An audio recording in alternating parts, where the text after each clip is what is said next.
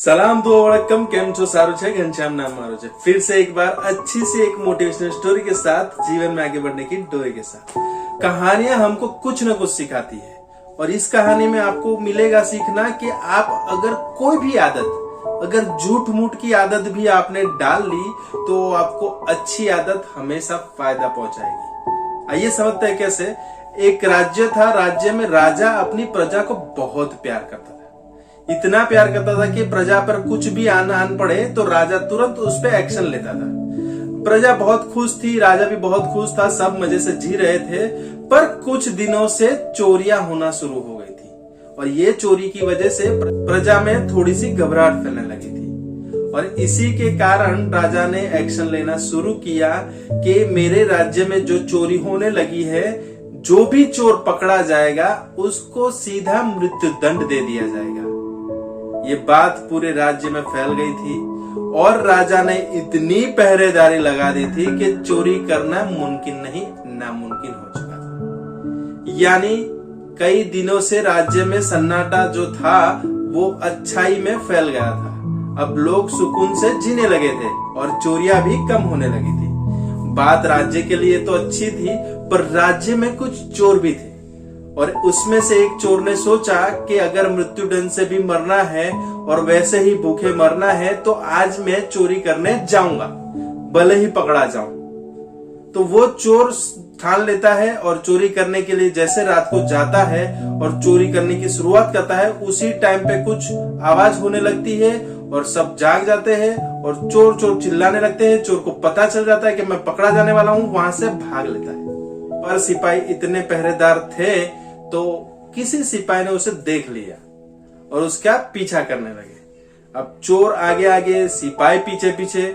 चोर गांव से बाहर की ओर निकल चुका था। चोर को लगा कि ये सिपाही मुझे छोड़ेंगे नहीं, कुछ न कुछ आइडिया लगाना पड़ेगा।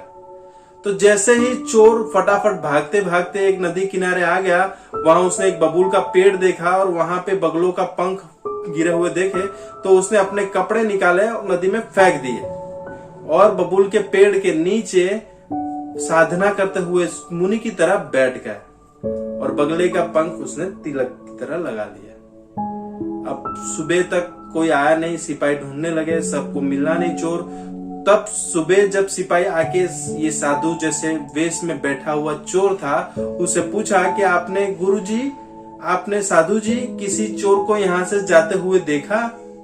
तब चोर बने हुए साधु को पता चल गया कि अगर मैं कुछ बोलूंगा तो पकड़ा जाऊंगा।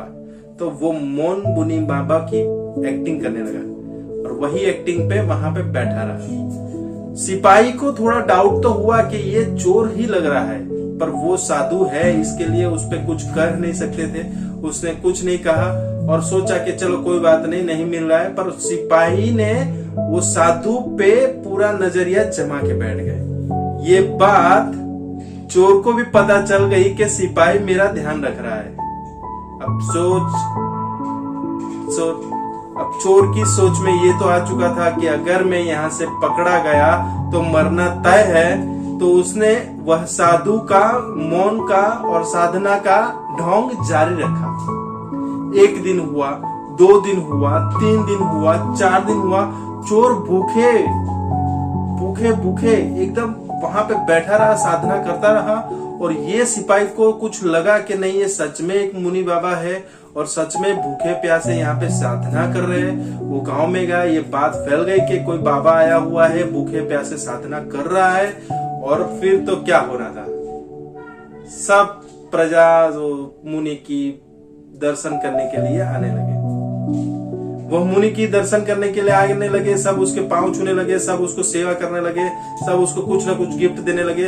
राजा को भी ये बात पता चल गई। राजा खुद वहां पे आया और मुनि को बोला, आप मेरे राज्य में आइए और वहां आपकी सेवा का मुझे मौका दीजिए।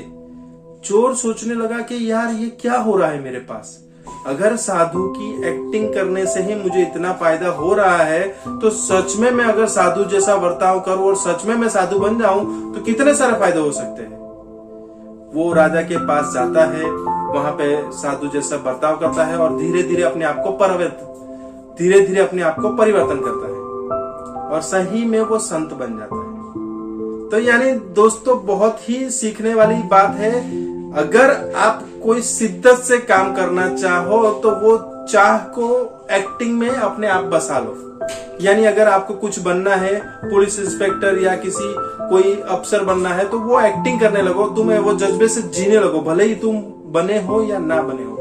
न्यूरोलॉजी की लैंग्वेज NLP में ये सिखाया जाता है कि आप जिस प्रकार की एक्टिंग करोगे वैसे ही आप जीने लगोगे।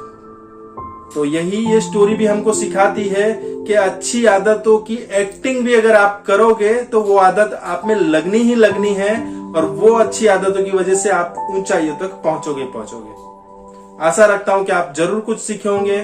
अच्छी आदतों की एक्टिंग ही चालू कर दीजिए। थोड़ा रोज अपने आप को झूठ बोल के अच्छी आदत का एक्टिंग करना चालू कर दीजिए। आदतें अपने आप अपनी अच्छी लग जाएगी और आपको वो ऊंचाइयों तक पहुंचा देगी। धन्यवाद, थैंक यू सो मच। ये सुनने के लिए, लाइक करने के लिए, शेयर करने के लिए और सब्सक्राइब करने के लिए आपका बहुत बहुत प्यार देने के लिए धन्यवाद। शेयर करते रहिए, फैलाते रहिए और ये अच्छी सी मोटिवेशनल स्टोरी को सबके वहां पहुंचाते रहिए। धन्यवाद। लव यू जिंदगी।